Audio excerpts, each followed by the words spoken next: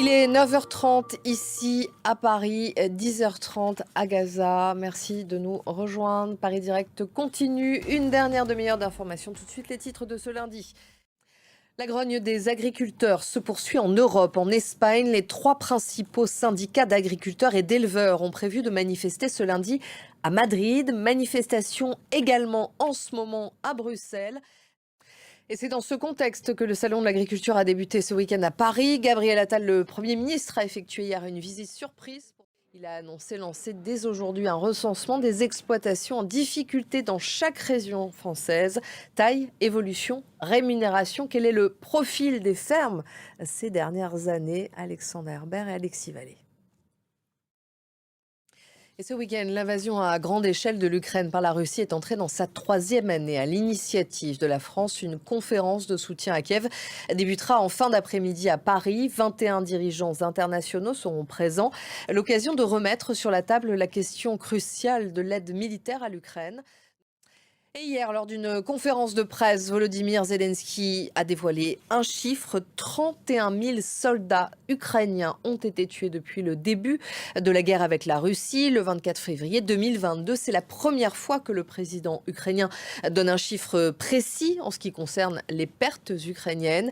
Il a également révélé que la Russie avait réussi à mettre la main sur les plans de la contre-offensive ukrainienne de l'été 2023 avant même qu'elle ne soit lancée.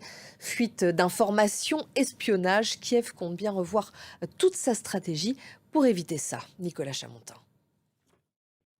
L'armée israélienne a présenté un plan d'évacuation des civils des zones de combat à Gaza. L'annonce a été faite cette nuit sans plus de détails. L'objectif serait notamment d'évacuer Rafah avant d'y mener une grande offensive.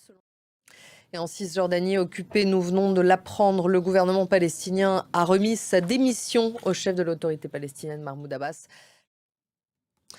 Ce vendredi auront lieu 2 élections en Iran. Les législatives, les Iraniens vont voter pour élire leurs nouveaux députés. Ils se rendront également aux urnes pour élire les représentants de l'Assemblée des experts. C'est un collège de religieux chargé de nommer le guide suprême iranien. Il s'agit des premiers scrutins depuis les troubles qui ont secoué l'Iran à la mort de Mahsa Amini en septembre 2022. Nathalie Audicharia. Au Brésil, Jair Bolsonaro a encore de très nombreux soutiens et il le fait savoir. Hier, l'ancien président a organisé une manifestation géante à Sao Paulo, une popularité qui ne semble donc pas avoir été affectée par ses déboires judiciaires. Il est notamment frappé d'inéligibilité jusqu'en 2030. Nicolas Chamontin. Enfin, un point sur les titres qui dominent l'actualité de ce lundi. La colère des agriculteurs en Europe ne faiblit pas.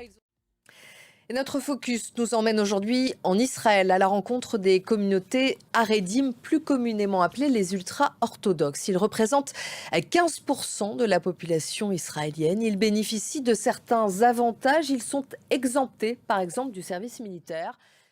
Et tout de suite, l'actualité sportive. Et on commence avec le tournoi des 6 nations. Le 15 de France a frôlé la catastrophe face à l'Italie. C'est la fin de Paris Direct. Merci de votre attention. Tout de suite, un nouveau journal